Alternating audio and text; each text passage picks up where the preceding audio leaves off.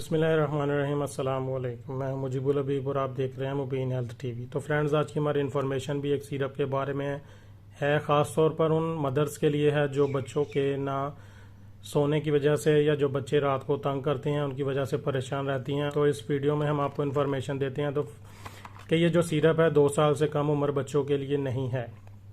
उसके बाद अगर आपने सिरप को देना भी है तो अपने डॉक्टर के मशवरे से ही दें।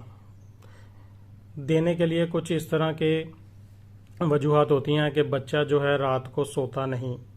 बच्चे के ना सोने की सबसे जो अहम वजह है, या तो बच्चे को कोई प्रॉब्लम हो गई, जैसे कान में दर्द हो, स्टोमक में दर्द हो या पेट में दर्द हो, या उसकी नींद पूरी ना हो। ये वजूहत हो सकती हैं।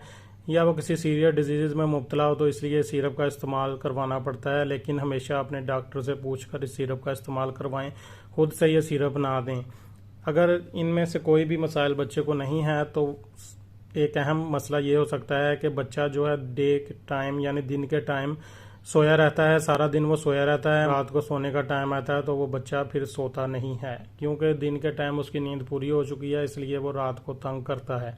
तो सबसे अहम वजह ये है कि बच्चा रात को इसलिए जागता रहता है, इसलिए माएँ ज़बरदस्ती उन्हें वो सिरप देती हैं, लेकिन वो सिरप की वजह से भी नहीं सोते। उसके बाद उसकी ओवरडोज कर दी जाती है। आधे चम्मच से 1 चम्मच 2 चम्मच इस तरह ओवरडोज करने से बहुत से साइड इफ़ेक्ट बन सकते हैं बच्चे के लिए। उसकी जान को भी खतरा हो सकता है। ख़ास तौर पर इस चीज़ का ख्याल रखें कि अगर बच्चे को कोई सीरियस डिजीज़ है या बच्चा बीमार है तो फिर इस बच्चे को सेल्फ मेडिकेशन के तौर पर सिरप हरगिज़ ना दें, बल्कि बच्चों को ये सिरप देना ही नहीं चाहिए। उनकी आप नींद का ख्याल रखें, उनकी रूटीन बनाएं, तो खुद ही वो रात को सोना शुरू कर देंगे। तो ये इन्फॉर्मेशन थी मदर्स के लिए ख़ास तौर पर। अगर तो आपको वीडियो पसंद आई है तो इस तरह की वीडियो को शेयर करें और चैनल को सब्सक्राइब करें और बेल आइकन का बटन ज़रूर दबाएं।